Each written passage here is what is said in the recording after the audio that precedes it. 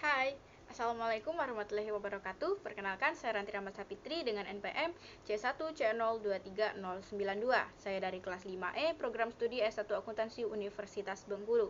Pada kesempatan kali ini, saya akan menjelaskan bab 5, Akuntansi Keuangan Lanjutan mengenai eliminasi transaksi entitas induk dan entitas anak, penjualan persediaan, dan penjualan jasa. Nah, teman-teman, sebelum kita masuk ke materi selanjutnya, kita soroti dulu nih antara penjualan persediaan dan juga penjualan jasa. Ketika kita berbicara tentang persediaan, maka akan berhubungan atau terkait dengan perusahaan dagang. Lalu apa sih perbedaan antara perusahaan dagang dan juga perusahaan jasa? Teman-teman tentunya sudah tidak asing mendengar kata perusahaan dagang. Ketika kita berbicara tentang perusahaan dagang, maka kita berbicara tentang perusahaan dagang itu memiliki barang fisik atau produk fisik. Misalnya memiliki persediaan yang berupa kue, buku, ataupun pakaian gitu kan. Sedangkan ketika kita berbicara tentang perusahaan jasa, maka perusahaan jasa itu tidak memiliki produk fisik, tidak memiliki barang fisik, hanya menyediakan layanan atau servis saja. Kemudian, ketika kita berbicara tentang penjualan persediaan tadi, nah, kalau barang itu belum dijual ke pihak luar, maka keuntungan dari jual beli antara induk dan anak itu belum nyata dan harus kita eliminasi. Kemudian, kalau di perusahaan jasa, ketika pendapatan jasa di induk itu sama dengan biaya jasa di bank, jadi langsung saling hapus dalam konsolidasian. Selanjutnya kita akan membahas mengenai transaksi antara entitas induk dan entitas anak. Entitas induk dan entitas anak seringkali terlibat nih dalam transaksi seperti transaksi jual beli persediaan, jual beli aset tetap, atau pemberian pinjaman. Entitas anak seringkali menghasilkan produk yang selanjutnya akan diproses oleh perusahaan atau entitas induknya atau sesama entitas anak dalam satu kelompok usaha. Menurut PSAK 65 tentang laporan keuangan konsolidasian, transaksi yang melibatkan entitas induk dan entitas anak sering kali disebut dengan transaksi antar entitas dalam suatu kelompok usaha.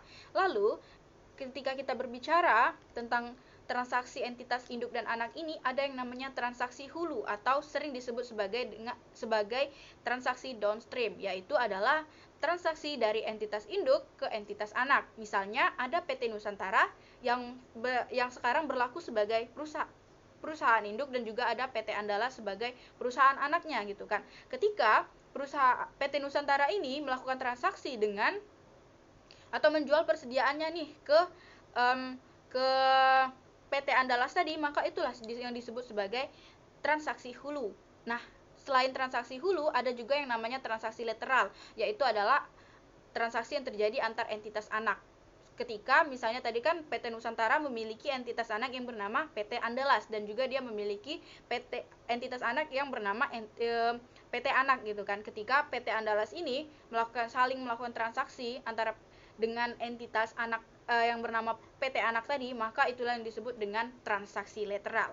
Selanjutnya kita masuk tentang pentingnya eliminasi atas transaksi antara entitas induk dan entitas anak. Nah, entitas induk itu berkewajiban menyusun laporan keuangan baik dari entitas induk itu sendiri dan juga beserta entitas anaknya secara keseluruhan. Laporan ini disebut sebagai laporan keuangan konsolidasian. Menurut PSAK 65, laporan keuangan konsolidasian adalah sebagai laporan keuangan kelompok usaha yang di dalamnya terdapat aset, liabilitas, ekuitas, penghasilan, beban, dan arus kas entitas induk dan entitas anak ini disajikan sebagai suatu entitas ekonomi tunggal. Jadi tidak ada lagi nih misalnya ada laporan keuangan anak gitu kan, ada laporan induk, tapi harus dijadikan sebagai suatu laporan keuangan antara entitas ekonomi tunggal. Jadi disatukan, semua laporan keuangan itu pada akhirnya harus disatukan menjadi satu kesatuan laporan keuangan. Dalam PSAK 65 menyebutkan juga bahwa salah satu prosedur konsolidasi adalah mengeliminasi secara penuh aset tadi, liabilitas, ekuitas, penghasilan, dan arus kas dalam kelompok usaha terkait dengan transaksi antar entitas dalam kelompok usaha. Nah, sebagai contoh nih, entitas induk menjual persediaan ke entitas anaknya. Persediaan itu kemudian dijual oleh entitas anak dijual oleh entitas anak ke perusahaan non-afiliasi. Menurut sudut pandang laporan keuangan, transaksi tersebut harus kita eliminasi karena terjadi antara entitas induk dan entitas anak. Oleh karena itu, eliminasi harus dilakukan karena untuk menghapus dampak transaksi penjualan persediaan entitas induk dan entitas anak. Eliminasi juga harus dilakukan ketika persediaan yang diperoleh ekuitas anak dan ekuitas induk itu belum terjual sampai akhir periode. Misalnya nih, PT Nusantara tadi yang sebagai induk itu menjual persediaan ke PT Andalas yang sebagai entitas anaknya. Maka ketika PT Andalas itu belum mampu menjual seluruh persediaan itu, maka itu harus dieliminasi karena akan diakui nantinya sebagai keuntungan yang belum terrealisasi. Karena pada dasarnya kita tuh belum terjual gitu kan. Jangan sampai ada pencatatan yang akhirnya ganda gitu kan. Selanjutnya kita membahas tentang transaksi penjualan persediaan. Ketika kita berbicara tentang transaksi penjualan persediaan, ada beberapa dampak terhadap pencatatan entitas induk dan entitas jurnal eliminasi. Yang pertama adalah dampak terhadap pencatatan entitas induk. Kita berbicara dulu tentang dampak dari pencatatan entitas induk itu sendiri.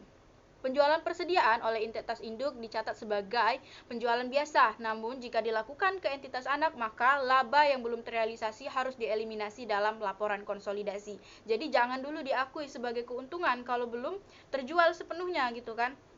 Yang belum terjual itu kita harus mengeliminasinya gitu. Selanjutnya adalah dampak terhadap jurnal eliminasi. Ketika seluruh persediaan yang diperoleh dari entitas induk sudah terjual ke perusahaan non-afiliasi. Perusahaan non-afiliasi ini adalah perusahaan pihak ketiga. Pada periode yang sama dengan periode perolehannya, maka jurnal eliminasi dibuat untuk menghapus angka penjualan dan beban pokok penjualan sebesar angka penjualan persediaan entitas induk ke entitas anak. Sedangkan ketika semua penjualan, beban pokok penjualan, dan keuntungan atau kerugian yang belum terrealisasi harus dieliminasi. Contohnya nih ada di contohnya itu ada di buku yang ini. Nah, yang di sini pada halaman 140. Jadi PT Palapa itu yang kita sebut sebagai PTP memiliki 100% saham PT Samudra atau PTS. Selama tahun 2020 terdapat transaksi penjualan persediaan oleh PTP ke PTS sebesar 10 juta. Oke, di sini saya punya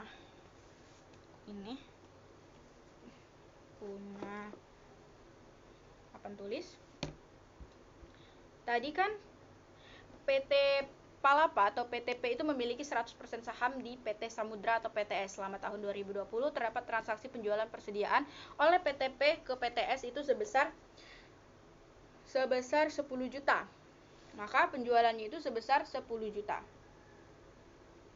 Penjualannya sebesar 10 juta.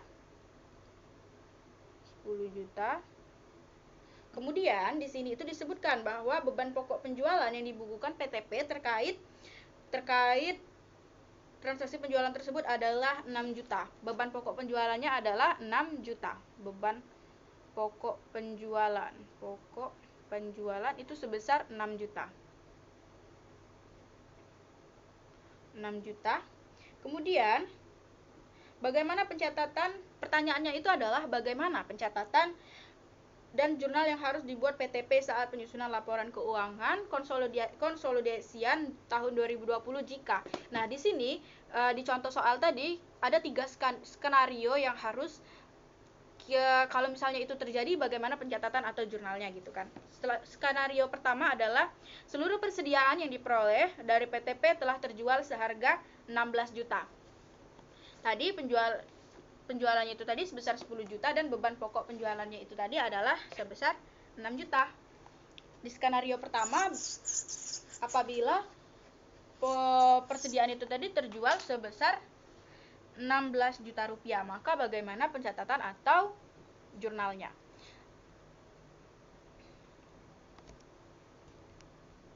Penjualan dan beban pokok penjualan.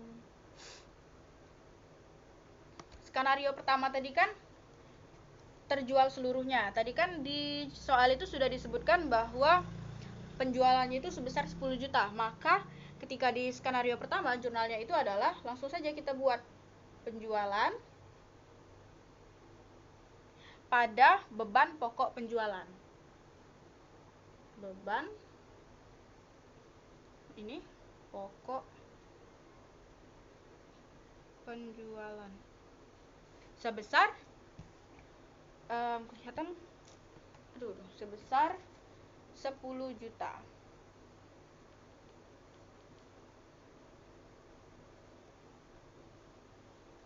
Ini. Penjualan pada beban pokok penjualan sebesar 10 juta. Itu untuk skenario pertama. Lalu bagaimana dampak jurnal eliminasi skenario pertama tadi terhadap laporan keuangan konsolidasian? Nah, selanjutnya itu adalah kita buat dulu dampak pada laporan keuangan konsolidasiannya. Yang pertama, ini karena tidak muat, saya akan hapus. Oke, hapus. Maka kita akan buat tabel. Nah, di sini itu ada akun, kemudian ada PTP, PTS,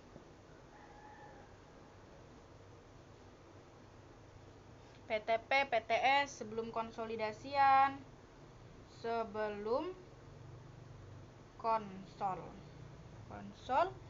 eliminasi, dan juga nggak muat ini, tidak muat. Nah, ini kita buat E, ini K. Oke. Pertama ada yang namanya, kita masukkan dulu penjualan. Kita singkat saja karena papan tulisnya mini, jadi tidak muat. Kedua itu kita buat akun yang namanya beban pokok penjualan, BPP, kita buat di sini. Kemudian ada yang namanya persediaan. Di skenario pertama tadi kan penjualannya sudah terjual semua sebesar 16 juta.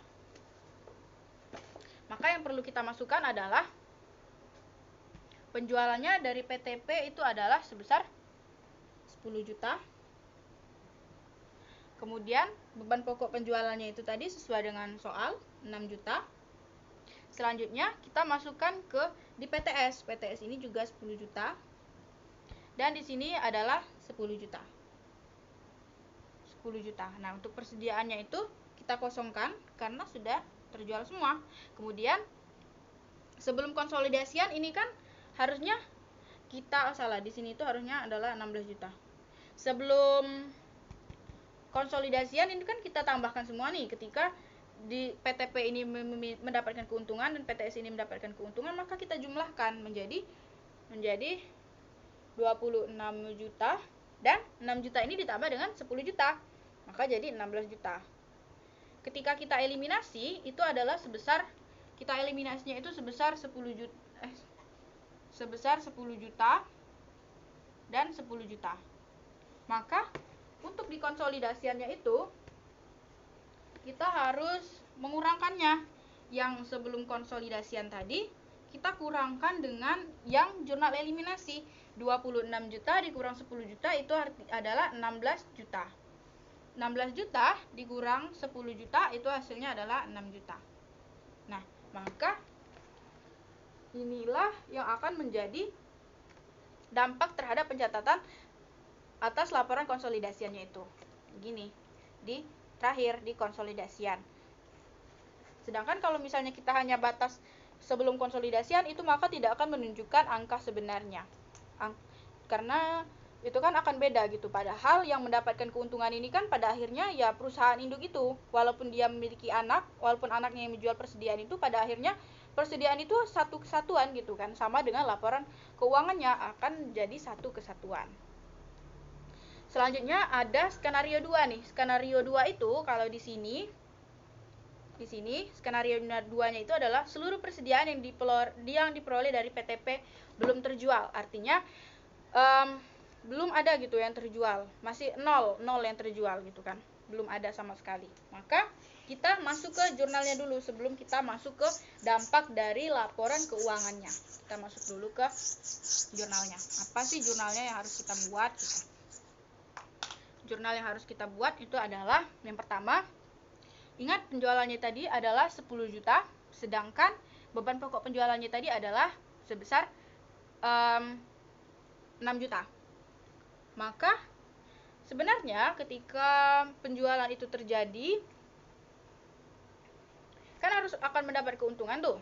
Jadi kita buat dulu di sini untuk jurnalnya, yaitu namanya ada bagian laba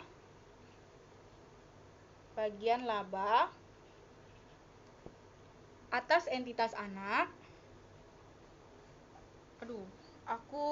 Saya bakal menyingkatnya menjadi EA, yaitu entitas anak, karena tidak muat, mohon maaf nih, nggak muat gitu kan.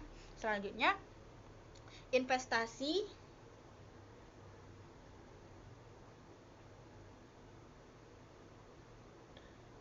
pada EA, bagian laba atas entitas anak dan investasi pada entitas anak. Maka berapa sih angka yang harus kita buat? Tadi di soal, kalau teman-teman masih ingat, penjualannya itu adalah sebesar 10 juta dan beban pokok penjualannya itu adalah sebesar 6 juta. Maka untuk mendapatkan nilai dari bagian laba atas entitas anak dan investasi pada entitas anak, itu kita harus sebenarnya itu kan kita akan menghitung keuntungannya. Kayak berapa sih keuntungannya? Maka kita harus mengurangkan penjualan itu tadi dikurang dengan beban pokok penjualan. Artinya 10 juta tadi kita kurangkan dengan 6 juta tadi. Jadi hasilnya adalah 4 juta. 4 juta di sisi debit dan 4 juta di sisi kredit.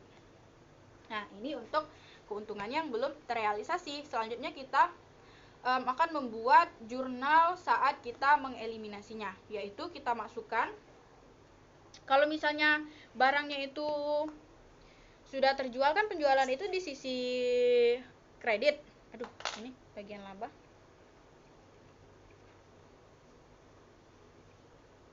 Tapi karena kita akan mengeliminasi, maka posisinya kita balik. Ketika barang itu atau persediaan itu laku terjual, penjualan itu di sisi kredit, maka kita jadikan di posisi debit gitu kan. Penjualannya kita masukkan penjualan, kemudian beban pokok BPP, beban pokok penjualan, dan juga persediaan. Tinggal kita masukkan saja berapa sih penjualan yang seharusnya, kalau misalnya laku terjual semua, yaitu tadi sesuai di soal itu adalah sebesar 10 juta. Kita masukkan di sini 10 juta. Sedangkan untuk beban pokok penjualannya itu berdasarkan soal itu adalah sebesar 6 juta. 6 juta itu kita masukkan ke posisi kredit 6 juta dan persediaannya itu adalah 4 juta. Persediaannya adalah 4 juta. Gini. Jadinya penjualan pada beban pokok penjualan dan persediaan. Penjualannya itu 10 juta, beban pokok penjualannya itu 6 juta dan persediaannya adalah tinggal 4 juta. Selanjutnya sudah sampai di skenario 2, kita masuk ke skenario 3. Di skenario belum selesai. Setelah kita membahas jurnal, kita masuk ke dampak pada laporan keuangannya, laporan konsolidasiannya. Laporan konsolidasian. Oke.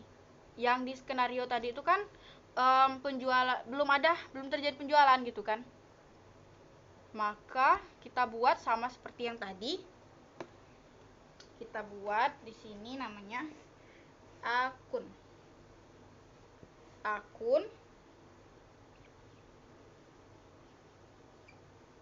Dan PTP,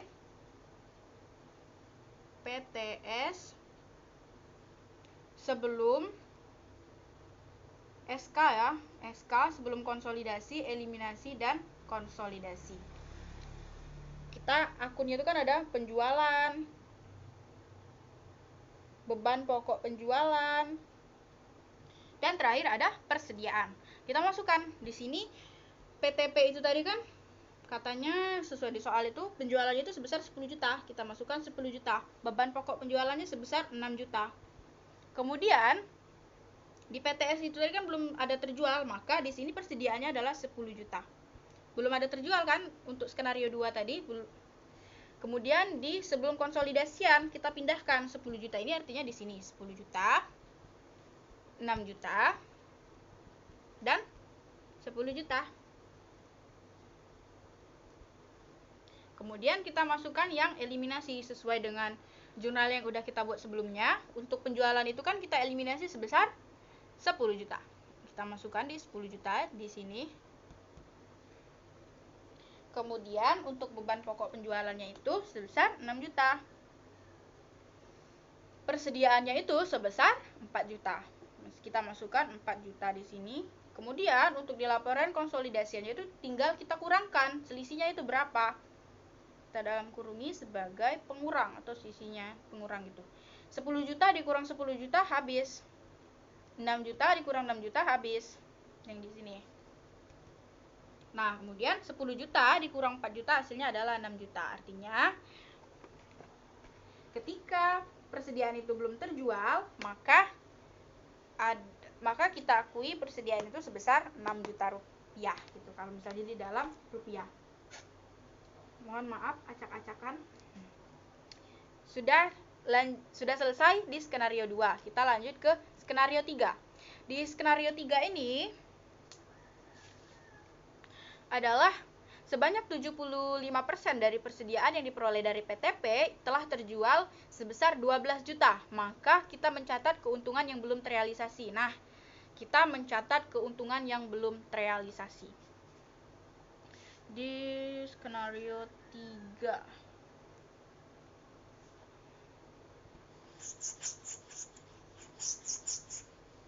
75%. 75%.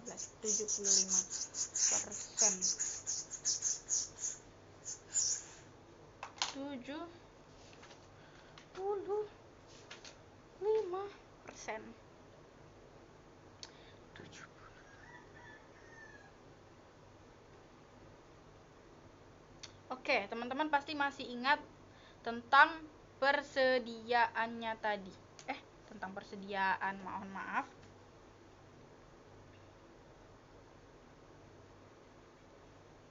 Oke, berarti kan 75%-nya itu kan tadi kalau misalnya laku semua itu sebesar 16 juta. Kalau misalnya tadi sudah laku sebanyak 75%, yaitu sebesar 12 juta rupiah. Kalau misalnya, maka kita akan menghitung nih berapa sih keuntungan yang belum terrealisasi, yaitu ketika yang terjual itu adalah 12 juta, artinya tadi kan yang awalnya itu kan ada 16 juta. 16 juta, kalau misalnya itu laku terjual semua. Maka 16 juta itu kita kurang dengan 12 juta. Tinggal 16 dikurang 12 itu adalah 4 juta. Maka yang sebenarnya kita hitung adalah 25% dari 4 juta ini. Inilah yang belum terrealisasi. Kita kalikan 4 juta dikali 25%. 25% dari 4 juta adalah 1 juta. Maka sebenarnya keuntungan yang belum terrealisasi itu adalah yang 1 juta ini. Maka bagaimana jurnal yang harus kita buat ketika ada keuntungan yang belum terrealisasi? Maka jurnal yang kita buat itu adalah untuk posisi debitnya itu adalah bagian laba atas EA alias entitas anak. Kita hapus dulu biar lebih jelas. Kemudian untuk sisi kreditnya itu adalah investasi pada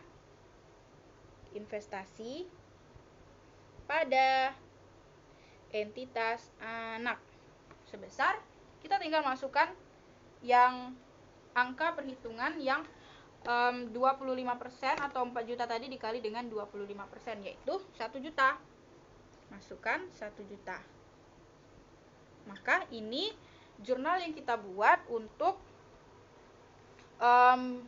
untuk keuntungan yang belum terrealisasi, yang 25% tadi. Lalu kita akan membuat jurnal selanjutnya, yaitu untuk membuat jurnal eliminasi. Kita akan membuat jurnal eliminasi, tapi mohon maaf sebentar.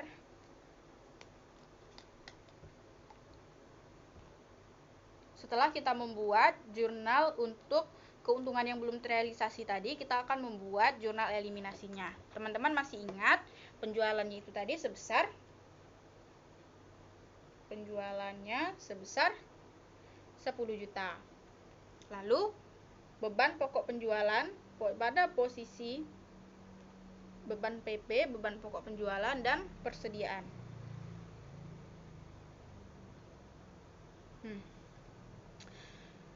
Persediaan ini sama dengan berapa sih nilai keuntungan yang belum terrealisasi tadi, yaitu sebesar 1 juta. Maka beban pokok penjualannya yaitu adalah sebesar 9 juta. Balik, benar. Penjualannya di 10 juta, beban pokok penjualannya 9 juta, dan persediaannya adalah 1 juta. Yang 25% tadi yang belum terrealisasi, persediaan yang belum terjual. Itulah yang harus kita eliminasi. Nah, lalu bagaimana dampak jurnal yang tadi kita buat ke dalam laporan keuangan konsolidasian? Kita akan membuat lagi tabel-tabel yang terdiri dari 5 atau 6 tabel tadi kan. Kita buat di sini. Nih, dia anggap saja lurus. Kita luruskan.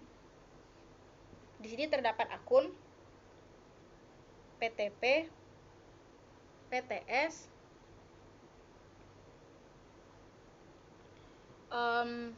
sebelum konsolidasi, sebelum konsol, eliminasi, dan konsolidasian.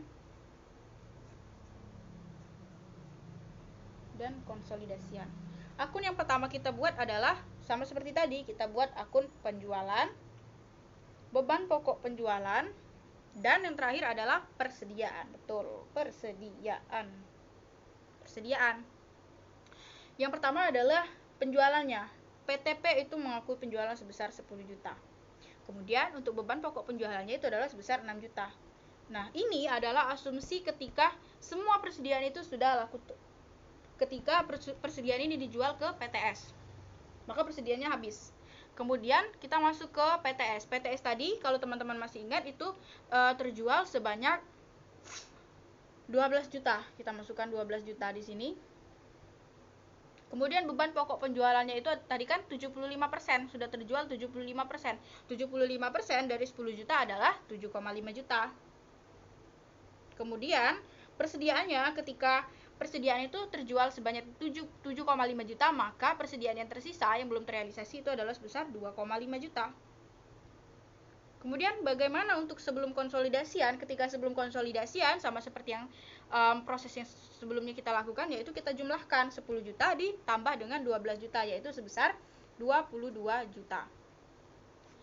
22 juta. Kemudian untuk beban pokok penjualannya itu kita juga jumlahkan 6 juta ditambah dengan 7,5 juta, yaitu 13,5 juta. Selanjutnya di sini kan 0, garis strip ini sama dengan 0 ditambah dengan 2,5 juta, berarti 2,5 juta lagi.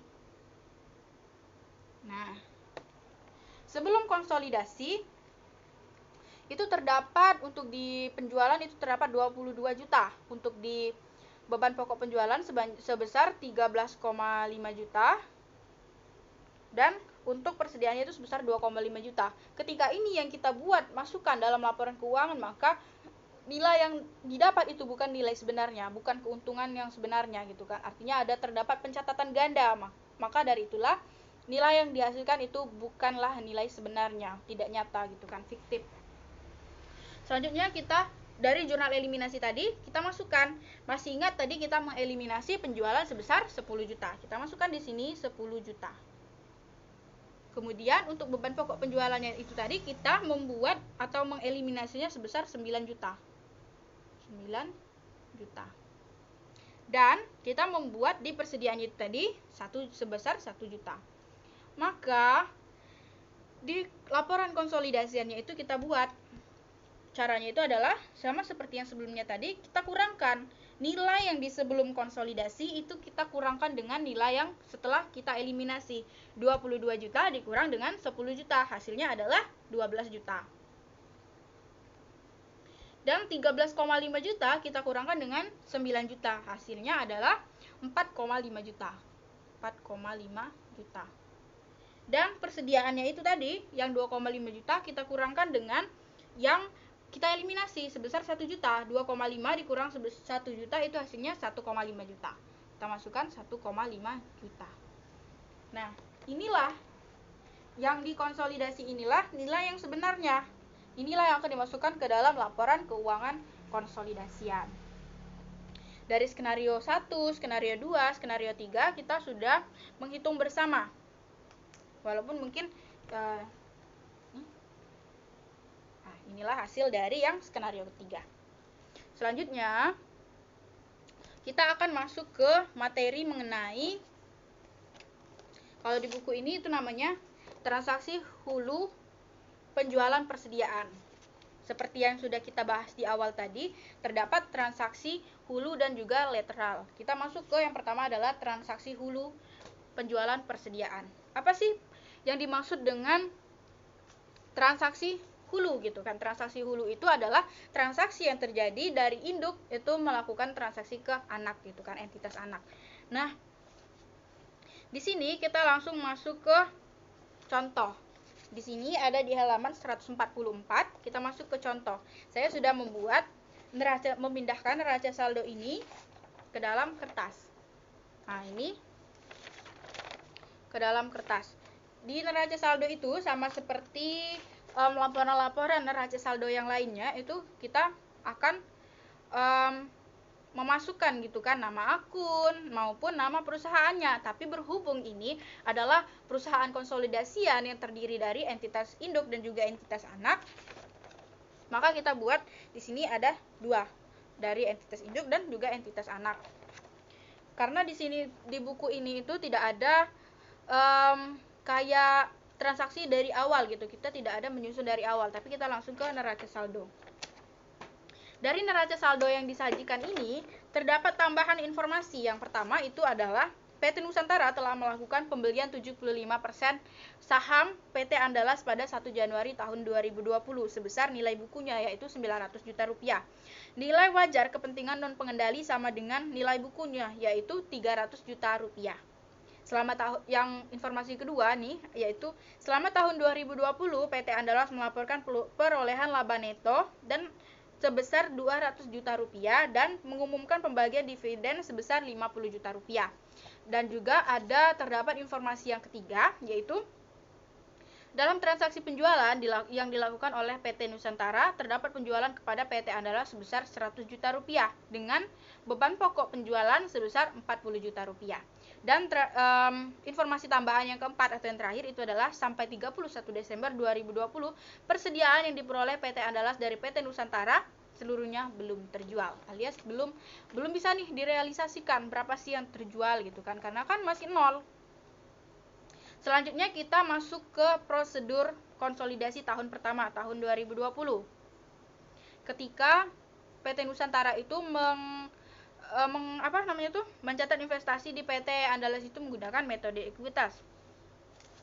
Maka kita akan mencatat jurnalnya. Jurnal yang pertama itu adalah mencatat pembelian saham PT Andalas. Mungkin di sini bisa. Nah, mencatat pembelian saham dari PT Andalas. Tadi kan disebutkan bahwa PT Nusantara itu membeli saham sebesar 75% atau yang dinilai bukunya itu adalah sebesar 900 juta. Maka kita akan buat jurnal nih. Ketika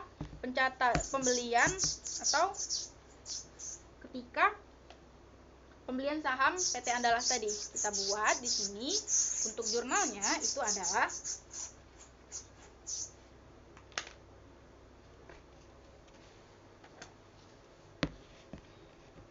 investasi pada PT Andalas. Nah, investasi pada PT Andalas itu kan sebagai aset kita.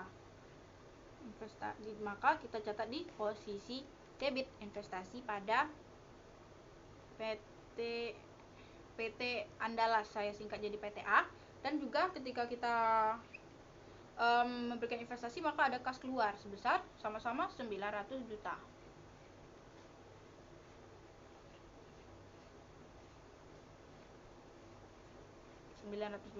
Selanjutnya itu ada nih, ini untuk jurnal ketika kita melakukan investasi sebesar 75% tadi atau nilai bukunya itu sebesar 900 juta.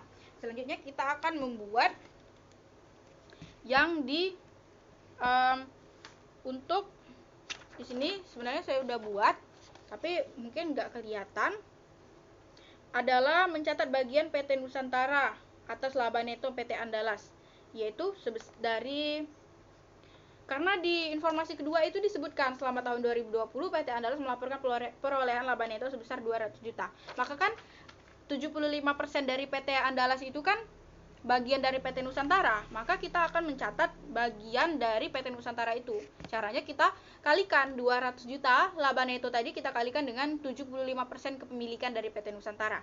Untuk jurnalnya itu adalah investasi pada PT Andalas, investasi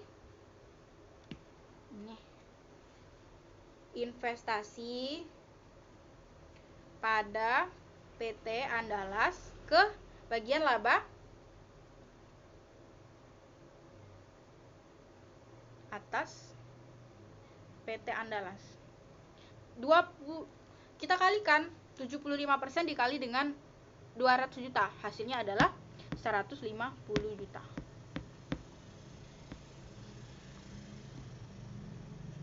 150 juta rupiah. Selanjutnya, setelah kita mencatat ketika pembelian saham, ketika mencatat bagian dari ketika PT Andalas itu mendapatkan laba neto, selanjutnya kita akan mencatat bagian PT Nusantara atas dividen. Atas dividen itu tadi kan disebutkan juga, dan di informasi tambahan yang kedua itu, dan mengumumkan pembagian dividen sebesar 50 juta rupiah. Tadi kan disebutkan juga di awal bahwa 75% dari PT Andalas itu adalah kepemilikan dari PT Nusantara. Maka yang kita ambil angkanya adalah 75% dikali 50 juta yang pembagian dividen itu. Untuk pembagian dividen itu kita akan mendapatkan kas, dan juga kita akan mengkredit investasi pada PT Andalas sebesar 75% dikali dengan 50 juta, hasilnya adalah sebesar 37 juta 500 ribu. 37 juta 500 ribu. Nah, ini dia. Yang pertama tadi adalah ketika kita melakukan investasi kepada PT Andalas. Yang kedua adalah pencatatan dari laba neto, dan juga yang ketiga adalah ketika mengumumkan dividen. Ini angkanya. Nah, betul. Selanjutnya, setelah kita membuat jurnal ini, kita akan membuat tabel perhitungan atau juga jurnal eliminasinya. Kalau teman-teman masih ingat, tadi disebutkan bahwa PT Nusantara itu memiliki kepemilikan sebesar 75%. Dan berarti PT Andalas itu atau kepentingan non pengendali itu tinggal 25% lagi. Maka kita akan membuat tabel perhitungan jurnal eliminasinya. Untuk saldo awalnya itu tadi adalah sebesar 900 juta dan 900 juta, dan kepentingan non pengendali atau PT Andalas itu tadi sebesar 300 juta. Dan berdasarkan yang di sini tadi, untuk saham biasanya itu adalah sebesar 800 juta. Maka saldo labanya itu adalah saldo awal, kita jumlahkan semua, 900 juta ditambah 300 juta, itu hasilnya adalah 1,2 miliar. Kita kurangkan dengan saham biasa yaitu 800 juta. Hasilnya adalah saldo labanya tinggal 400 juta rupiah. Selanjutnya adalah laba neto. Laba neto yang dimiliki oleh PT Nusantara itu tadi yang sebesar 75% itu tadi, yang dikalikan 75% dikali 200 juta itu tadi adalah hasilnya 150 juta. Kita masukkan 150 juta di sini. Kemudian berarti 25% dari 200 juta itu kan 50 juta. Kita masukkan di sini. Maka untuk saldo labanya itu kita jumlahkan dari 150 juta ditambah 50 juta. Artinya ada 200 juta rupiah. Kemudian untuk yang dividen itu tadi kan diumumkan sebanyak 50 juta rupiah tuh. Nah, 75% dari 50 juta rupiah adalah punyanya atau kepemilikannya dari PT Nusantara, yaitu sebesar Rp37.500.000. Kita masukkan juga di sini, Kemudian 25%-nya bagian kepentingan pengendali sebesar 12.500.000 kita jumlahkan juga, maka akan mengurangi nantinya dividen ini akan mengurangi sebesar 50 juta rupiah. Selanjutnya itu ada juga keuntungan yang belum terrealisasi, yaitu maka saldo akhirnya itu kita jumlahkan. PTN itu atau PT Nusantara itu berapa, kepentingan non pengendali atau PT Andalas itu berapa, dan saham biasanya berapa, dan juga saldo labanya berapa gitu kan. Kemudian kita akan menghitung keuntungan yang belum terrealisasi. Keuntungan yang belum terrealisasi itu berdasarkan informasi di yang keempat. Yang keempat itu tadi kan disebutkan bahwa sampai 31 Desember tahun 2020 persediaan yang diperoleh PT Andalas dari PT Nusantara sepenuhnya belum terjadi. Maka kita masukkan di sini sebesar yang belum terrealisasi itu artinya sebesar 60 juta rupiah kita masukkan. Kemudian untuk saldo akhir yang disesuaikan itu kita jumlahkan. Bukan dijumlahkan karena belum terrealisasi, maka kita kurangkan. Yang 1.012.500.000 rupiah ini kita kurangkan dengan 60 juta yang belum terrealisasi, maka hasilnya adalah 952.500.000 rupiah. Kemudian ada juga bagian laba atas PT Andalas, yaitu kita kurangkan yang 150 juta ini dikurang dengan 60 juta rupiah, yang laba neto kita kurangkan dengan keuntungan yang belum terrealisasikan. 150 juta dikurang dengan 60 juta hasilnya adalah 90 juta rupiah.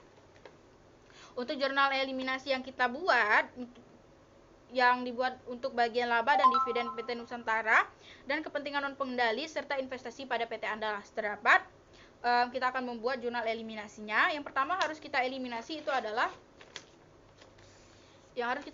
pertama adalah saham biasa sebesar 800 juta.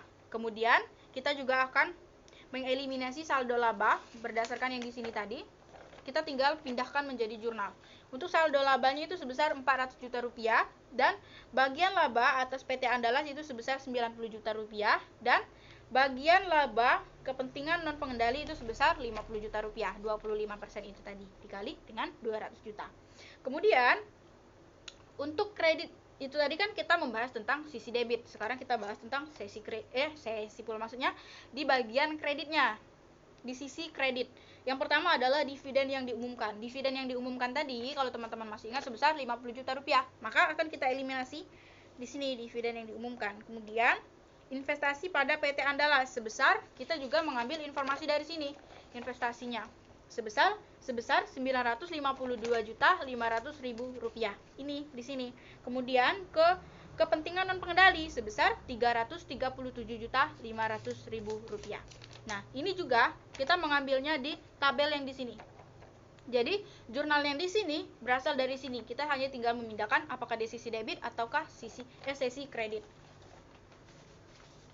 Selanjutnya, setelah itu kita akan membuat kertas kerja konsolidasian. Nah, ini dia teman-teman. Kalau teman-teman boleh lihat, ini adalah kertas kerja konsolidasian. Dari transaksi ini, nah, kita pindahkan menjadi kertas kerja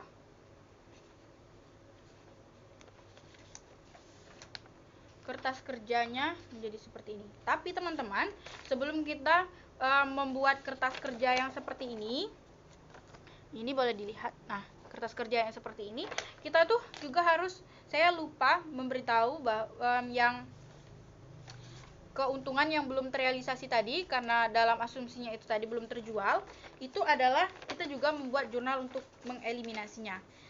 Sama seperti yang sebelumnya tadi, yang penjualan persediaan yang sebelumnya tadi, kita akan mengeliminasi dua akun, yang satunya di sisi debit dan yang satunya di sesi kredit. Untuk di sisi debitnya itu kita akan mengeliminasi bagian laba atas PT Andalas itu sebesar 60 juta rupiah, dan di sisi kreditnya itu adalah investasi pada PT Andalas sebesar 60 juta rupiah juga. Nah, ini untuk mengeliminasi keuntungan yang belum terrealisasikan karena belum terjual.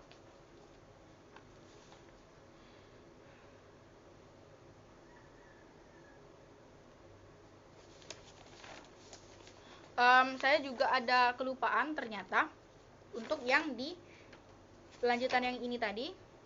Nah, itu tadi kan juga disebutkan di informasi tambahan tadi bahwa penjualannya itu dianggap belum terjual semua, belum semuanya terjual, belum terrealisasikan. Maka perbedaan yang belum diperoleh oleh PT Andalas dari PT Nusantara belum terjual hingga akhir 2020.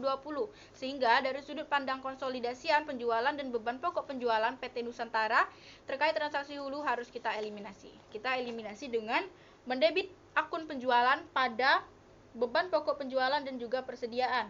Untuk penjualannya itu tadi sebesar 100 juta rupiah. Dan untuk beban pokok penjualannya itu sebesar 40 juta rupiah dan persediaannya itu adalah sebesar 60 juta rupiah. Ini hampir kelupaan tadi memberitahunya.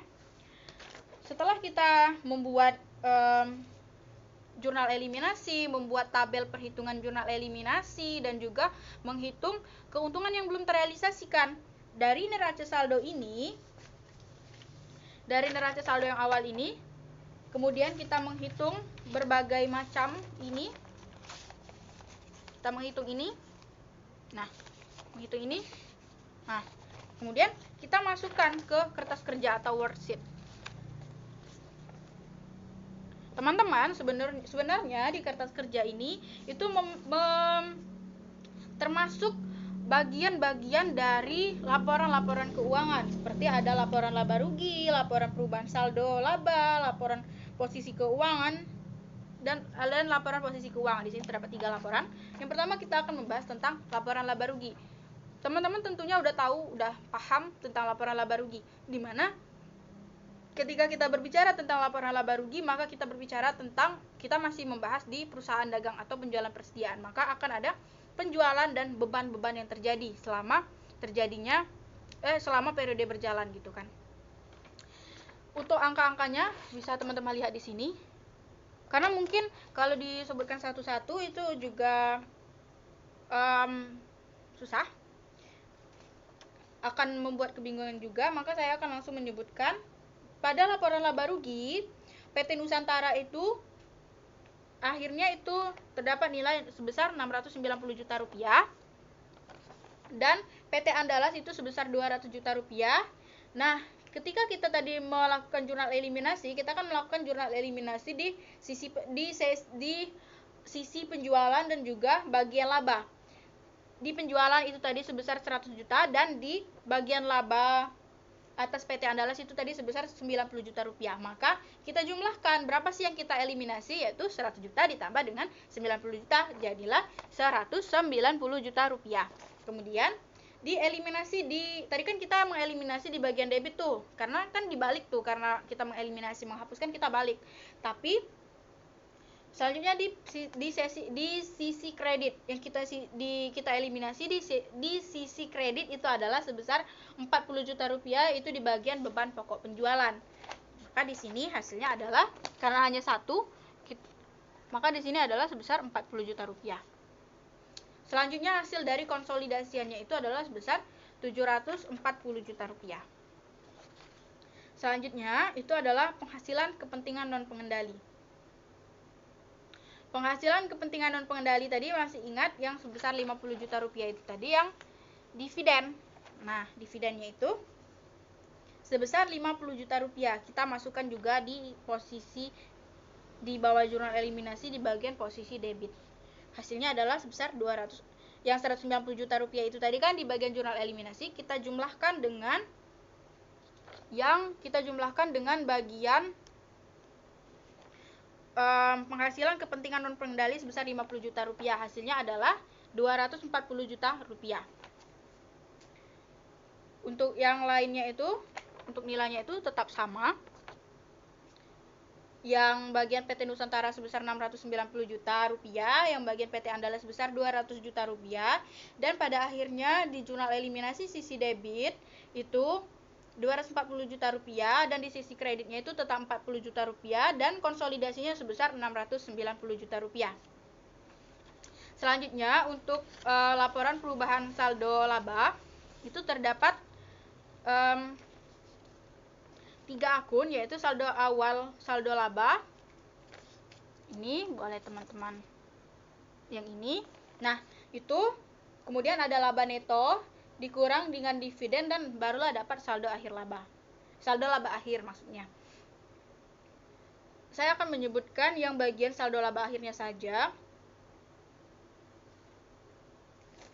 Di bagian PT Nusantara, saldo laba akhirnya itu setelah kita buat saldo laba awal, saldo laba, laba neto, dan juga dikurang dengan dividen, itu hasilnya adalah sebesar, untuk PT Nusantara itu sebesar 1.890.000.000 rupiah, dan untuk PT Andalas itu sebesar 550 juta rupiah.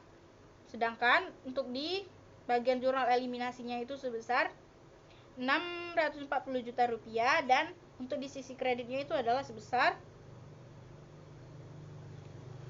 90 juta rupiah. Dan juga untuk dikonsolidasinya itu pada akhirnya adalah 1.890.000.000 rupiah. Yang ini. Untuk laporan posisi keuangannya, teman-teman juga tahu bahwa di laporan posisi keuangan itu terdapat aset dan juga terdapat liabilitas. Yang ini. Nah, untuk itu saya akan memberitahukan saja untuk total asetnya itu pada akhirnya untuk PT Nusantara itu sebesar 7.590.000.000 rupiah, dan PT Andalas itu sebesar 2.150.000.000 rupiah. Kemudian untuk yang ini, untuk eliminasi kreditnya itu sebesar 1.012.500.000 rupiah, dan untuk konsolidasinya itu sebesar 8.727.500.000 rupiah. Untuk total liabilitas dan ekuitas itu sebesar di PT Nusantara itu sebesar 7.590.000.000 rupiah, di PT Andalas itu 2.150.000.000 rupiah, dan di bagian debitnya itu jurnal eliminasinya itu sebesar 1.440.000.000 rupiah, dan kreditnya itu sebesar 427.500.000 rupiah, dan pada akhirnya di laporan konsolidasinya itu sebesar 8.727.000.000 rupiah. 727 juta rupiah, betul. Nah, dari kertas kerja konsolidasian tahun 2020 ini adalah prosedur yang pertama. Kita baru masuk ke prosedur yang pertama. Selanjutnya kita masuk ke prosedur tahun kedua. Prosedur tahun kedua itu kita juga mencatatnya dengan menggunakan metode ekuitas, yaitu untuk investasi pada PT Andalas itu sebesar 187.500.000. Nah, ini tuh untuk mencatat bagian PT Nusantara atas laba neto PT Andalas yang 250 juta rupiah. 250 juta rupiah. Oke. Ternyata kita tuh beda soal untuk yang prosedur yang kedua. Yang prosedur kedua itu adalah pada periode berikutnya, yaitu tahun 2021, PT Andalas melaporkan perolehan laba neto sebesar 250 juta rupiah. Yang awalnya tadi 200 juta, sekarang menjadi 250 juta rupiah, dan mengumumkan pembagian dividen sebesar 100 juta rupiah. Yang tadi kan, yang di tahun 2020 tadi kan 50 juta rupiah, sekarang menjadi 100 juta rupiah. Persediaan yang diperoleh PT Andalas dan PT Nusantara pada periode 2020 telah terjual seluruhnya pada periode 2021. Yang tadi itu kan kalau tahun 2020 itu tadi kan ada penjualan yang belum terjual sepenuhnya, belum terrealisasi. Nah, di 2021 ini semuanya sudah terrealisasi. Oke. Yang pertama kita melakukan pencatatan itu adalah jurnal untuk mencatat bagian PT Nusantara atas laba neto PT Andalas. Tadi kan disebutkan bahwa PT Andalas itu memperoleh laba neto sebesar 250 juta rupiah.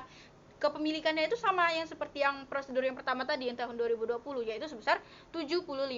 Kita kalikan 250 juta rupiah, kita kalikan dengan 75%, maka hasilnya adalah Pada sisi debit itu adalah investasi pada PT Andalas sebesar Rp187.500.000 dan di sisi kreditnya itu adalah bagian laba atas PT Andalas sebesar Rp187.500.000.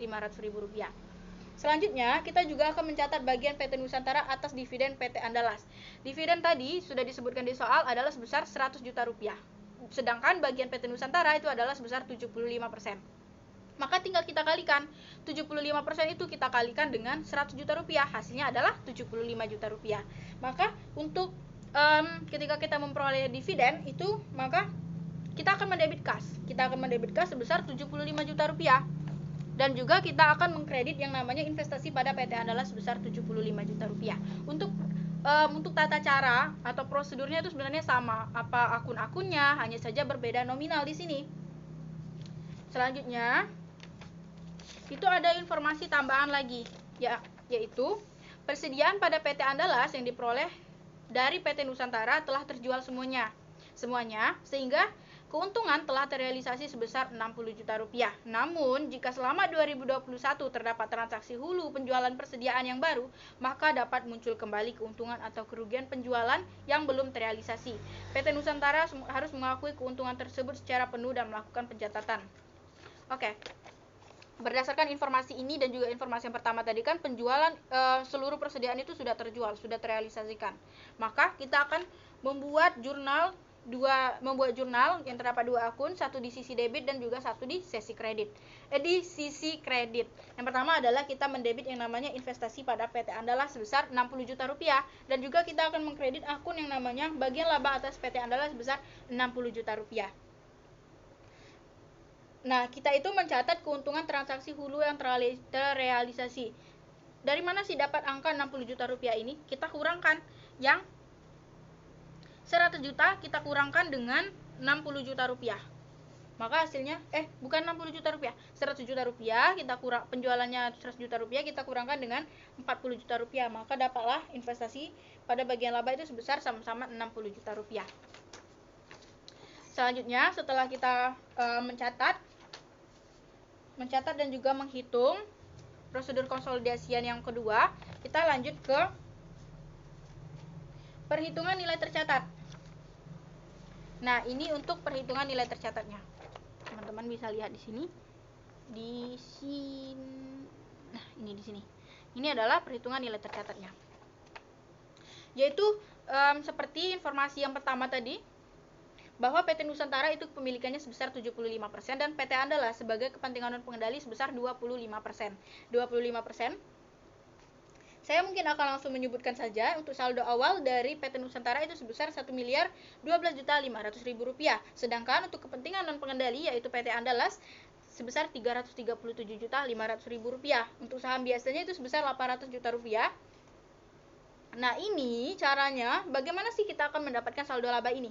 Caranya adalah dengan kita tambahkan kepemilikan saldo awal dari PT Nusantara ditambah dengan kepentingan non pengendali Rp1.012.500.000 kita tambah dengan Rp337.500.000. Hasilnya kita kurangkan dengan saham biasa, menjadilah saldo laba sebesar Rp550 juta. Selanjutnya adalah kita berbicara tentang laba neto. Laba neto tadi adalah sebesar Rp250 juta, 75% kepemilikan dari PT Nusantara dan 25% kepemilikan dari PT Andalas, yaitu maka ketika dinilai dengan uang, maka hasilnya adalah PT Nusantara memiliki laba neto sebesar Rp187.500.000 dan PT Andalas itu memiliki hanya Rp62.500.000. Kita jumlahkan menjadi saldo laba sebesar Rp250.000 sama, tapi kan pembagiannya beda. Kita itu harus menghitung nih, sebenarnya bagian dari PT Nusantara ini berapa sih dan juga bagian dari PT Andalas itu berapa. Selanjutnya kita akan menghitung dividen. Seperti informasi pertama tadi, bahwa dividennya itu dilaporkan sebesar Rp100 juta, 75% milik PT Nusantara dan 25% itu milik PT Andalas. Maka di sini hanya kita buat PT Nusantara sebesar 75 juta, 75% dari 100 juta, dan juga PT Andalas itu sebesar 25 juta, 25% dari 100 juta rupiah. Kita jumlahkan, maka hasilnya akan tetap 100 juta rupiah, 75 juta ditambah dengan 25 juta, hasilnya adalah 100 juta rupiah. Selanjutnya adalah saldo akhir. Saldo akhir itu sama seperti yang sebelum-sebelumnya, itu kita jumlahkan ketika dia di sisi kredit, ketika debit itu ketemu kredit, kita kurangkan. Hasil yang paling besar itulah menjadi penentu apakah dia kredit atau debit. Maka saldo akhir dari PT Nusantara itu adalah sebesar 1.125 juta rupiah. Untuk kepentingan non pengendali itu sebesar 375 juta rupiah. Saham biasa tetap 800 juta rupiah dan saldo laba adalah sebesar 700 juta rupiah. Kemudian untuk keuntungan yang terrealisasi itu adalah sebesar 60 juta rupiah dan saldo akhir disesuaikan. Saldo akhir disesuaikan ini kita peroleh dari kita kurangkan saldo akhir dikurang dengan keuntungan terrealisasi. Maka bukan dikurangkan tapi kita jumlahkan gitu kan. Berapa sih saldo akhir yang disesuaikan? Itu adalah sebesar 1.185 juta rupiah. Selanjutnya adalah kita mencatat bagian laba atas PT Andalas, yaitu laba neto kita tambah dengan keuntungan terrealisasi, maka hasilnya adalah sebesar 247.500.000 rupiah. Yang A-nya itu tadi adalah laba neto dari yang 75% dari 200 juta tadi ditambah dengan keuntungan yang terrealisasi sebesar 60 juta rupiah, maka didapatlah 247.500.000 rupiah. Oke, selanjutnya kita akan membuat perhitungan jurnal eliminasi. Jurnal eliminasi merupakan jurnal eliminasi dasar yang dibuat untuk mengeliminasi bagian laba dan dividen PT Nusantara dan kepentingan non pengendali yang sekarang adalah PT Andalas, serta investasi awal PT Nusantara di PT Andalas. Kita akan mengeliminasi sama seperti prosedur yang pertama tadi, kita akan mengeliminasi yang namanya saham biasa. Untuk debitnya itu adalah 4 akun, yaitu saham biasa, saldo laba, bagian laba atas PT Andalas, bagian laba kepentingan non pengendali. Sedangkan untuk di sisi kreditnya itu ada dividen diumumkan, investasi pada PT Andalas, dan kepentingan non pengendali. Untuk angkanya itu kita tinggal masukkan saja. Untuk saham biasanya itu kita ambil di yang di perhitungan atas ini tadi.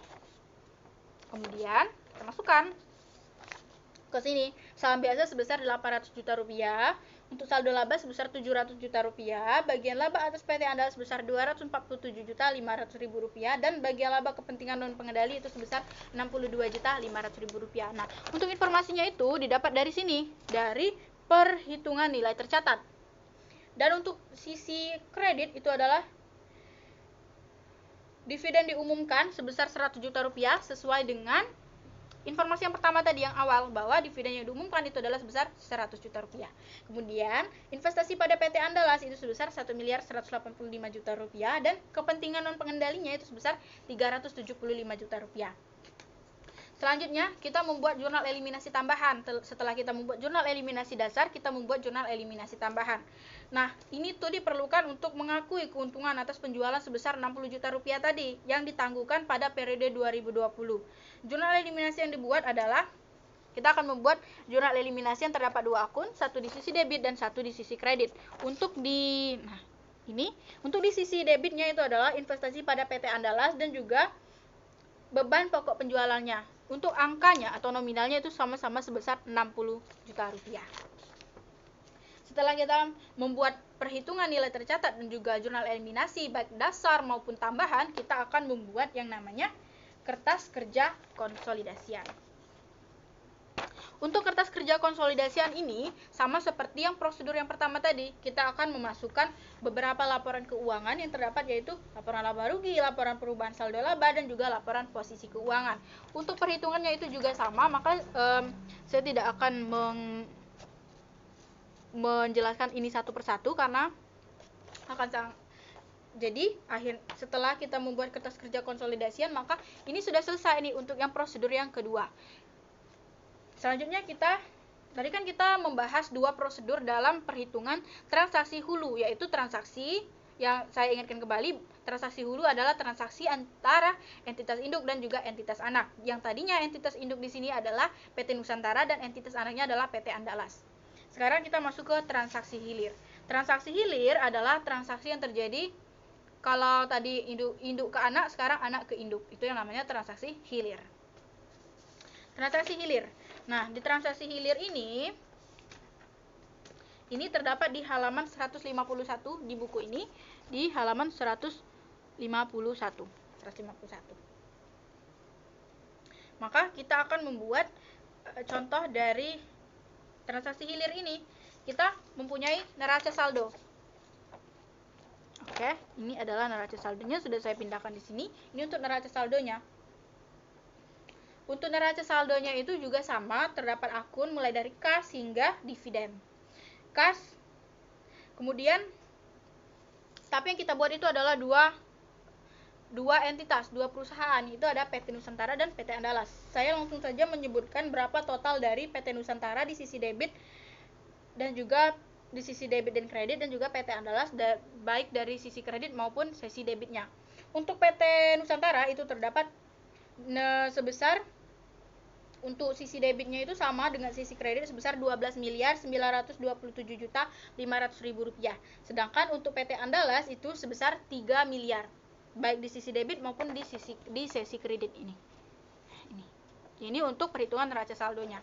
Kemudian terdapat informasi nih dari neraca saldo ini, ada informasi selama tahun berjalan PT Andalas melaporkan perolehan laba neto sebesar 200 juta rupiah dan mengumumkan pembagian dividen sebesar 50 juta rupiah. Terdapat laba neto sebesar 200 juta rupiah dan mengumumkan pembagian dividen sebesar 50 juta rupiah.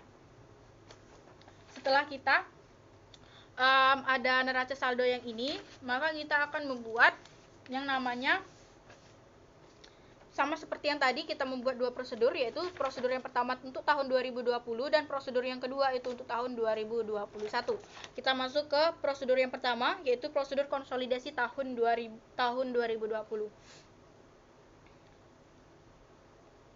Nah, tapi sebelum kita masuk ke prosedur yang pertama,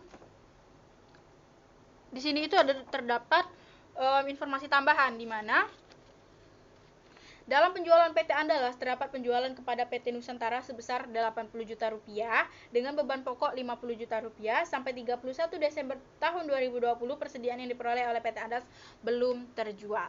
Oke. Belum terjual. Selanjutnya kita akan membuat prosedur konsolidasi tahun pertama, yaitu tahun 2020. Di sini PT Nusantara itu mencatat dengan metode ekuitas.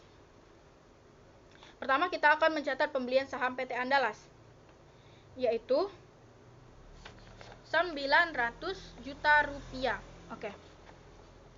Tadi saya sudah memberikan neraca saldo yang ini, tapi saya belum menyebutkan informasi sebelum adanya neraca saldo ini, yaitu PT Nusantara melakukan pembelian 75% saham PT Andalas pada 1 Januari 2020 dan nilai bukunya itu sebesar 900 juta rupiah. Nilai wajar kepentingan non pengendali pada saat itu sama dengan nilai bukunya, yaitu sebesar 300 juta rupiah. Untuk informasi ini sebenarnya sama dengan informasi yang pertama tadi, yang hulu. Maka kita akan mencatat pembelian saham PT Andalas, yaitu sebesar 900 juta rupiah. Untuk akunnya itu terdapat dua akun, yaitu investasi pada PT Andalas di sisi debit dan juga kas pada posisi kredit sama-sama sebesar 900 juta rupiah. Selanjutnya ada jurnal lagi nih. Jurnal itu untuk mencatat bagian PT Nusantara atas laba neto PT Andalas. Tadi kan disebutkan bahwa bagian laba netonya sebesar 200 juta rupiah, untuk kepemilikan sahamnya itu sebesar 75%. Maka kita kalikan, yang kita kalikan 200 juta rupiah dikali dengan 75%. Untuk di jurnal di sisi debitnya itu adalah investasi pada PT Andalas sebesar 150 juta rupiah hasil perhitungannya, dan penghasilan dari entitas anak sebesar 150 juta rupiah. Sebenarnya kalau untuk jurnal ini semuanya itu baik hulu dan hilir itu sama, hanya beda nominalnya saja. Selanjutnya kita juga akan mencatat bagian laba atas dividen. Nah, dividennya itu tadi diumumkan akan membagikan dividen sebesar 50 juta rupiah. Maka untuk PT Nusantara itu kan 75% nih bagiannya, maka tinggal kita kalikan 50 juta dikali dengan 75%, dapatlah 37.500.000 rupiah. Ini untuk akunnya itu ada yang di sisi debit itu adalah kas sebesar 37.500.000 rupiah, dan di sisi kredit itu adalah investasi pada PT Andalas sebesar 37.500.000 rupiah. Kemudian setelah kita menghitung pencatatan baik dari pencatatan dividen, laba neto maupun kepemilikan saham, kita juga ada nih informasi tambahan. Nah, ini adalah informasi tambahannya. Saya bacakan, selama periode 2020 terdapat transaksi hilir, yaitu penjualan persediaan oleh PT Andalas ke PT Nusantara sebesar 80 juta rupiah. Atas penjualan tersebut, PT Andalas membukukan beban pokok penjualan sebesar 50 juta rupiah. Sehingga keuntungan tersebut 30 juta rupiah, karena sampai dengan akhir periode 2020, persediaan tersebut belum terjual, maka keuntungannya belum terrealisasi. PT Nusantara mencatat keuntungan yang belum terrealisasi hanya sebesar porsi kepemilikan, yaitu 75% dikali dengan 50 juta rupiah yang ke beban pokok penjualan itu tadi. Maka jurnal yang dibuat oleh PT Nusantara adalah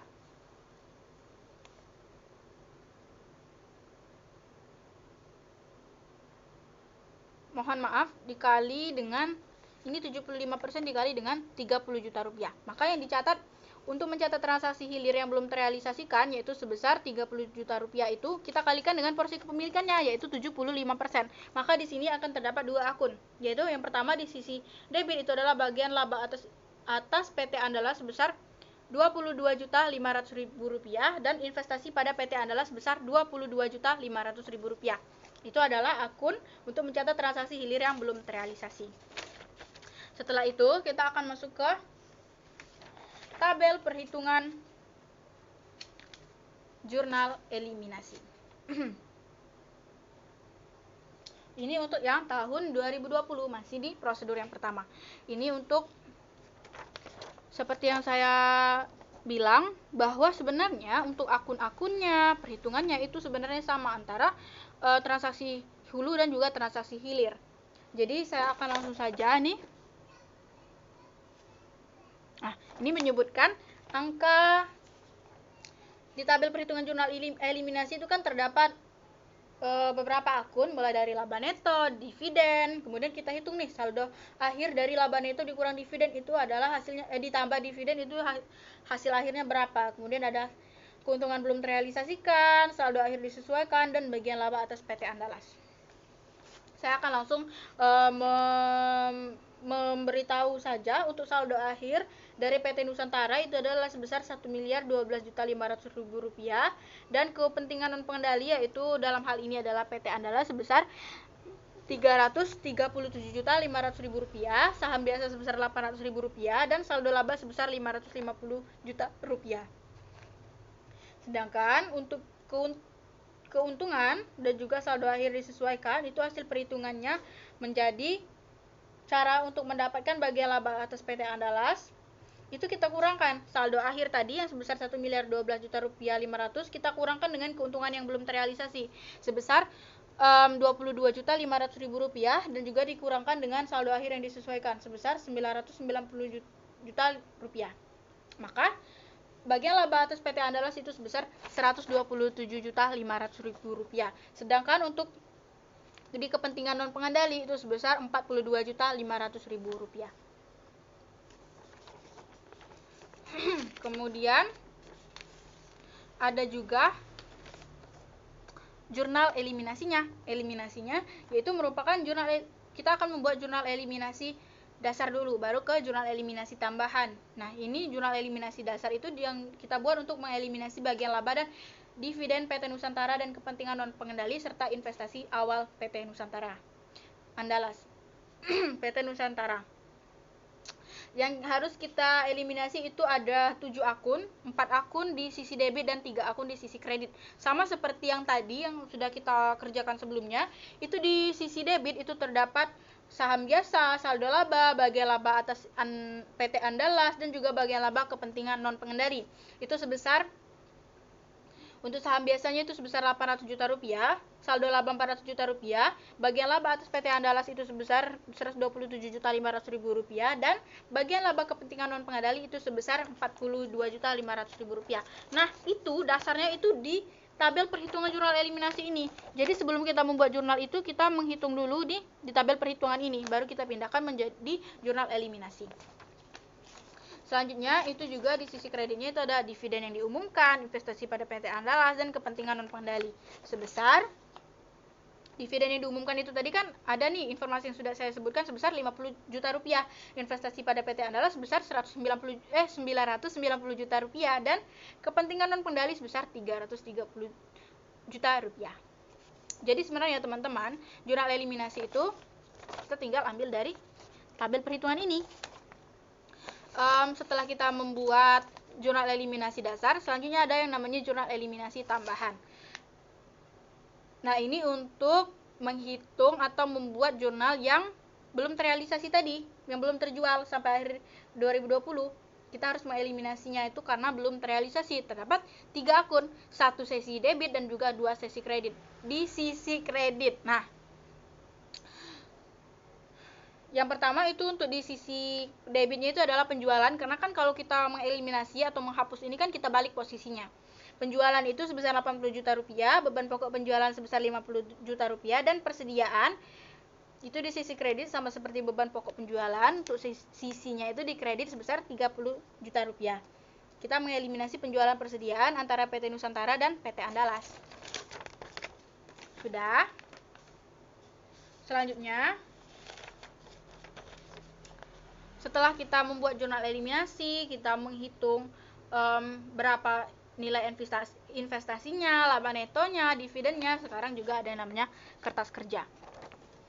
Kertas kerja ini sama dengan kertas kerja yang sebelumnya, yaitu berisi beberapa laporan keuangan, mulai dari laporan laba rugi, laporan perubahan saldo laba, dan juga laporan posisi keuangan. Jadi bentuknya juga sama seperti yang tadi, hanya beda nominalnya saja. Jadi saya tidak akan menyebutkan satu-satu apa itu akunnya, berapa angkanya. Jadi ini nih, ini bentuk dari kertas kerja atau worksheet dari transaksi hilir yang di prosedur pertama, yaitu tahun 2020. Sama seperti transaksi hulu tadi yang terdapat 2 prosedur, yang di prosedur pertama tahun 2020 dan prosedur kedua itu tahun 2021. Maka kita juga ada lagi prosedur yang konsolidasi tahun kedua, yaitu tahun 2021. Ini. Sebelum kita masuk ke prosedur yang kedua, ada informasi tambahan, yaitu untuk periode 2021 PT Andalas melaporkan perolehan laba neto sebesar 250 juta rupiah dan mengumumkan pembagian dividen sebesar 100 juta rupiah. Persediaan yang diperoleh PT Nusantara dari PT Andalas pada periode 2020 telah terjual seluruhnya pada periode 2021. Maka kita akan membuat perhitungan dari PT Nusantara atas laba neto PT Andalas. Tadi kan diumumkan bahwa laba netonya sebesar 250 juta rupiah. Kepemilikan sahamnya kan sebesar 75%. Maka tinggal kita kalikan 250 juta rupiah, kita kalikan dengan 75%, maka dapatlah 187 juta rupiah 500 ribu rupiah. Kita akan membuat 2 akun, satu akun di sisi debit dan satu akun di sisi kredit. Untuk debitnya itu investasi pada PT Andalas dan bagian laba atas, dan di posisi kredit itu adalah bagian laba atas PT Andalas. Nah, itu nominalnya sama sebesar 187 juta 500 ribu rupiah. Selanjutnya kita juga akan mencatat bagian PT Nusantara atas dividen. Nah, dividen yang diumumkan tadi sebesar 100 juta rupiah. Ini juga kita kalikan dengan kepemilikan sahamnya sebesar 75%. Tuh, tinggal kita kalikan, berapa sih 75% dari 100 juta? Nah, itu adalah sebesar 75 juta rupiah. Jadi tinggal kita masukkan saja. Ketika kita mendapat dividen, artinya kas bertambah. Jadi kas di sini di posisi debit. Dan untuk investasi pada PT Andalas itu di sisi kredit. Nilainya sama-sama sebesar 75 juta rupiah. Selanjutnya juga ada informasi lagi. Informasinya adalah seluruh persediaan 2020 telah terjual sepenuhnya di 2021. Artinya yang ditangguhkan di 2020 tadi terjual di tahun 2021. Nah, sehingga keuntungannya telah terrealisasi, maka PT Nusantara harus mengakui keuntungan sebesar bagiannya. Dengan pencatatannya, PT Nusantara tadi bagiannya adalah 75%, maka yang dihitung adalah itu. Yang belum terrealisasikan tadi kan sebesar 30 juta rupiah, maka PT Nusantara hanya menghitung berapa sih bagianku gitu kan. Sebesar 75%. Kita kalikan 75% dikali dengan 30 juta rupiah, dapatlah 22 juta 500 ribu rupiah. untuk posisi debit, akun di posisi debit itu adalah investasi pada PT Andalas, dan untuk kreditnya itu bagian laba atas PT Andalas sebesar Rp22.500.000. Untuk nominalnya sama semua. Selanjutnya terdapat informasi tambahan lagi nih, prediksi gitu kan. Jika di 2021 terdapat transaksi hilir penjualan persediaan yang baru, maka dapat muncul kembali keuntungan atau kerugian penjualan persediaan yang belum terrealisasi, sehingga dalam satu periode akan terdapat pengakuan realisasi keuntungan atau kerugian persediaan periode sebelumnya dan pengakuan keuntungan atau kerugian yang belum terrealisasi pada periode berjalan. Maka sebenarnya ketika kita berangkat dari tahun 2020 ke 2021, maka keuntungan yang belum terrealisasi di tahun 2020 itu kita akan hitung lagi. Kita akan hitung di tahun 2021. Nah, ketika terdapat persediaan di tahun 2021, maka itu juga akan kita hitung. Jadi, baik dari yang lalu maupun yang sekarang itu kita akan sama-sama hitung. Selanjutnya, setelah kita menghitung bagaimana pencatatan sahamnya, pencatatan laba neto, dividen, kita akan ke jurnal eliminasi. Sama seperti sebelumnya, kita juga akan membuat tabel jurnal eliminasi. Sama seperti yang tadi nih, terdapat saldo awal, laba neto, dividen, saldo akhir, keuntungan terrealisasi, saldo akhir disesuaikan, dan juga bagian laba PT Andalas. Nah, ini adalah perhitungannya. Untuk semua perhitungannya itu tetap sama, untuk nama akunnya itu juga sama, hanya berbeda nominalnya saja. Ini kita tinggal pindahkan, saldo awalnya itu kita peroleh dari neraca saldo. Dari neraca saldo yang ini. Nah, kita masukkan saja angkanya di tabel jurnal eliminasi ini. Untuk saldo awalnya itu sebesar Rp1.012.500.000, laba netonya itu sebesar Rp187.500.000, diperoleh dari 75% dikali dengan Rp250 juta. Sedangkan untuk kepentingan non pengendali itu terdapat saldo awal sebesar Rp337.500.000 dan laba neto 25% itu sebesar Rp62.500.000. Tinggal ketika dia bertemu dengan kredit tinggal kita kurangkan, ketika dia bertemu dengan debit kita tinggal tambahkan. Maka hasilnya di sini saldo akhir dari PT Nusantara itu sebesar Rp1.125.000.000 dan untuk di kepentingan non pengendali itu sebesar Rp375 juta. Kemudian saham biasanya sebesar Rp800 juta dan juga untuk saldo labanya itu sebesar Rp700 juta. Kemudian kita akan menghitung keuntungan terrealisasinya itu tadi berapa? Yang Rp30 juta tadi kan diasumsikan bahwa terjual semuanya di tahun 2021. Itu sebesar PT Nusantara hanya menghitung berapa yang 75% kepemilikannya dan 25% itu milik PT Andalas, yang itu kepentingan non pengendali. Kalau tinggal kita masukkan keuntungan terrealisasinya sebesar Rp22.500.000 dan kepentingan non pengendali hanya Rp7.500.000. Tinggal kita masukkan dan saldo akhir yang disesuaikannya itu tinggal kita jumlahkan. Saldo akhir dari PT Nusantara berapa ditambah dengan keuntungan yang telah terrealisasi. Maka dapatlah hasilnya Rp1.147.500.000 untuk PT Nusantara dan Rp382.500.000 Rp382.500.000 untuk kepentingan non pengendali. Kemudian kita juga menghitung nih bagian laba PT Andalas itu berapa. Yaitu kita jumlahkan antara laba neto ditambah dengan keuntungan terrealisasikan, yaitu untuk bagian laba atas PT Andalas yang PT Nusantara itu sebesar Rp210 juta dan kepentingan non pengendali yaitu PT Andalas itu sebesar Rp70 juta. Oke, teman-teman. Setelah kita membuat tabel perhitungan jurnal eliminasi, sekarang kita buat jurnal eliminasinya. Untuk jurnal eliminasinya itu akun-akunnya itu sama seperti jurnal-jurnal yang sebelumnya, yaitu terdapat 4 di sisi debit dan juga 3 di sisi kredit. Jadi untuk di sisi debitnya itu terdapat saham biasa sebesar Rp800 juta, saldo laba sebesar Rp550 juta, bagian laba atas PT Nusantara sebesar Rp210 juta, bagian laba kepentingan non pengendali sebesar Rp70 juta. Kita itu hanya memindahkan informasi dari tabel perhitungan ini. Jadi teman-teman, untuk memudahkan kita membuat jurnal eliminasi, kita buat dulu nih tabelnya, baru kita pindahkan.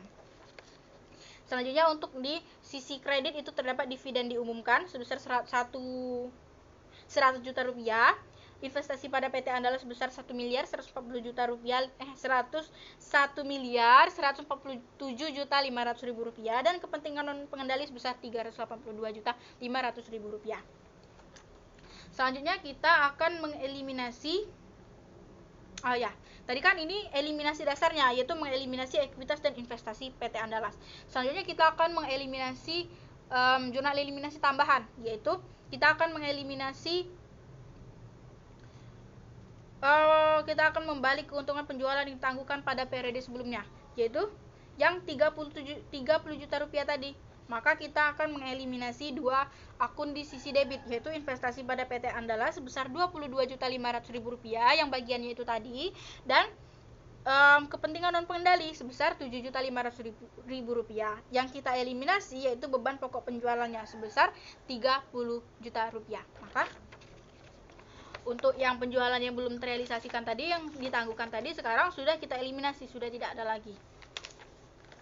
Setelah kita menghitung, kita membuat jurnal eliminasi baik dasar, tambahan, menghitung laba neto, menghitung dividen, sekarang kita memindahkan informasi yang ada, informasi dari neraca saldo, dari yang tadi, informasi dari sini, kita pindahkan ke kertas kerja atau worksheet-nya di laporan kertas kerja konsolidasian tahun 2021.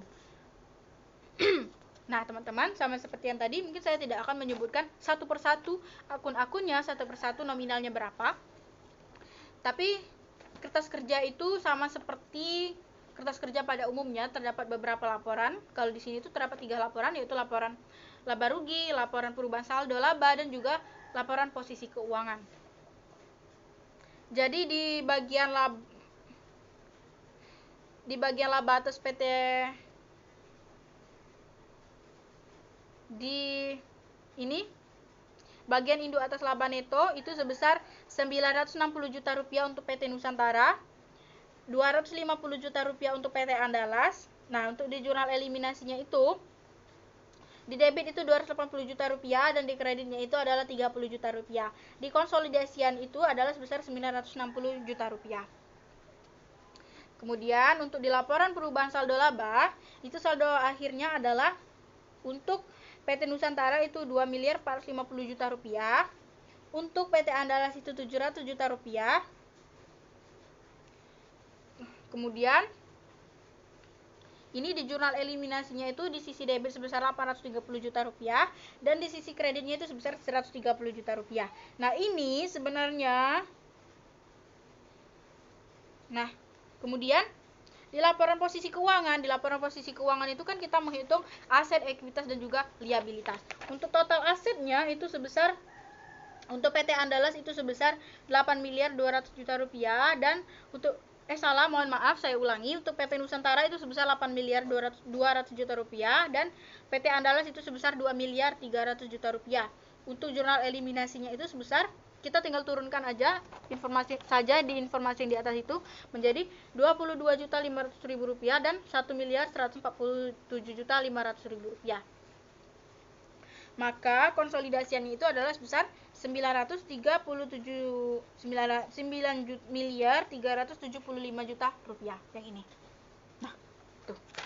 Kemudian untuk total liabilitas dan ekuitas, untuk PT Nusantara itu sebesar 8 miliar 200 juta, sedangkan untuk PT Andalas itu sebesar 2 miliar 300 juta, dan jurnal eliminasi di bagian debitnya itu sebesar 1 miliar 637 juta 500 ribu rupiah, dan di sisi kreditnya itu sebesar 512 juta 500 ribu rupiah, dan di konsolidasiannya itu sebesar 937 juta 9 miliar 375 juta rupiah. Itulah transaksi hulu dan juga hilir yang dari prosedur pertama dan juga prosedur kedua. Selanjutnya kita akan membahas tentang transaksi penjualan jasa. Tadi kita udah bahas nih tentang transaksi penjualan persediaan, yaitu berhubungan dengan perusahaan dagang. Sekarang kita transaksi penjualan jasa. Teman-teman, seperti yang di awal tadi udah aku bilang bahwa transaksi penjualan jasa dan juga penjualan persediaan itu adalah berbeda pada ketika persediaan itu memiliki barang fisik, namun penjualan jasa hanya menyediakan layanan dan juga servis. Eliminasi untuk transaksi penjualan jasa tidak sekompleks eliminasi untuk transaksi penjualan persediaan. Dalam transaksi penjualan jasa, pendapatan jasa yang diakui oleh entitas induk atau entitas anak akan menjadi beban anak atau entitas induk pada nilai yang sama, sehingga tidak terdapat keuntungan yang belum terrealisasi atas transaksi tersebut. Oleh karena itu, eliminasi yang dibuat hanya menghapus pendapatan jasa dan beban. Dan juga di penjualan jasa ini tidak memiliki, karena tidak sekompleks penjualan persediaan, maka dia tidak memiliki yang namanya kertas kerja. Karena kan penjualan jasa ini kan tidak memiliki persediaan. Dia hanya punya pendapatan, yang kita eliminasi itu cukup pendapatan jasa dan juga beban. Nah, di contoh di buku ini untuk penjualan jasa itu, di sini buku ini ada di halaman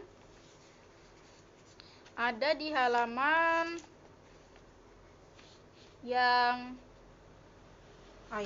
di halaman 157. Nah, itu soalnya adalah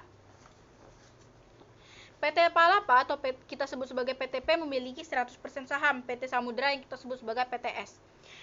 Pada Desember tahun 2020, PTP memberikan jasa perawatan mesin kepada PTS sebesar 20 juta rupiah. Tagihan telah dikirimkan pada 25 Desember tahun 2020 sampai 31 Desember tahun 2020. PTS belum membayar tagihan tersebut. Atas transaksi pemberian jasa tersebut, PTP akan membuat jurnal sebagai berikut. Nah, tadi kan PTP, yaitu PT Palapa itu memiliki 100% saham atas PT Samudra atau PTS. Pada Desember 2020 itu memberikan perawatan mesin. Maka, apa sih yang harus kita buat gitu kan? Karena semuanya itu belum dibayar hingga 31 Desember, maka jurnal yang kita buat adalah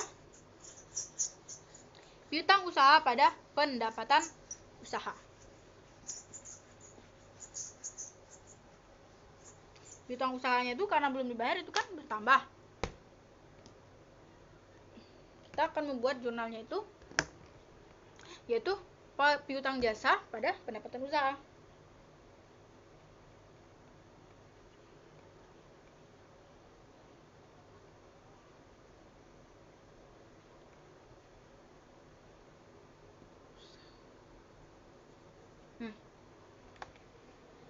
Piutang jasa pada pendapatan usaha.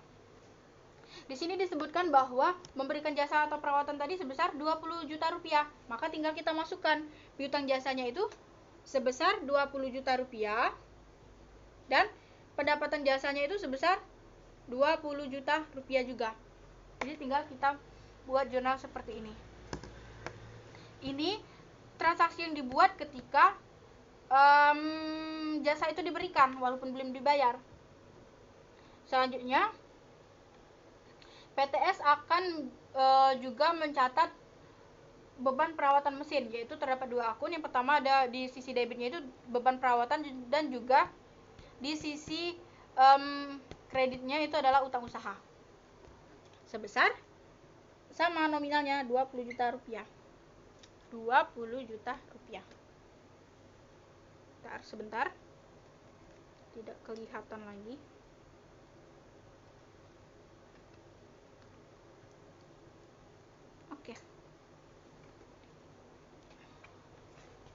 Beban perawatan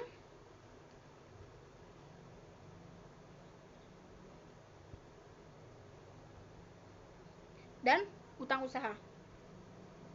Kalau utang usaha itu bertambah, itu kan di posisi kredit. Nah, ini yang dicatat oleh PTS atau PT Samudra.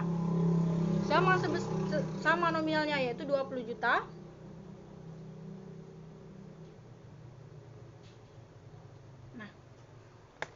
Ini yang jurnal yang dicatat oleh PTS. Kalau yang ini yang dicatat oleh PTP. Kemudian ada info selanjutnya yang di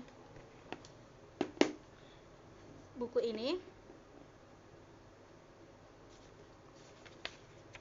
Info selanjutnya yaitu pendapatan jasa yang diakui oleh PTP harus dieliminasi karena pendapatan tersebut diperoleh dari entitas anaknya sendiri, yaitu PTS. Sedangkan dari sisi PTS, pendapatan perawatan juga harus dieliminasi karena manfaat atas beban tersebut diperoleh dari entitas induknya, yaitu PTP. Sehingga jurnal eliminasi yang kita buat adalah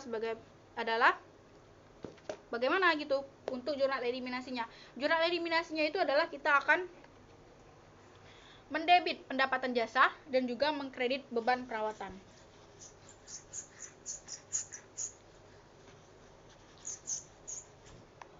Kalau yang di penjualan jasa itu lebih simpel dibandingkan dengan penjualan persediaan. Berarti tinggal kita masukkan pendapatan jasa itu di sisi kredit dan juga beban perawatan itu mohon maaf, saya ulangi, pendapatan jasa itu di sisi debit dan juga beban perawatan itu di sisi kredit.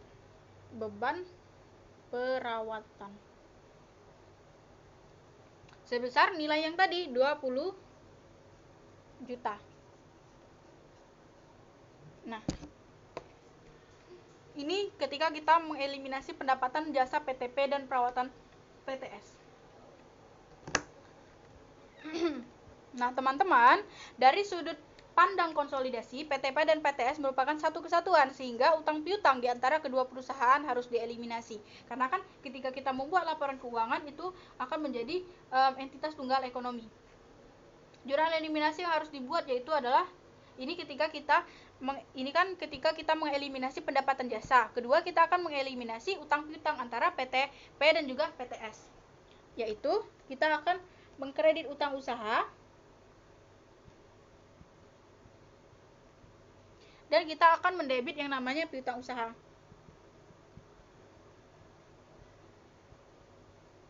Untuk nominalnya sama, 20 juta.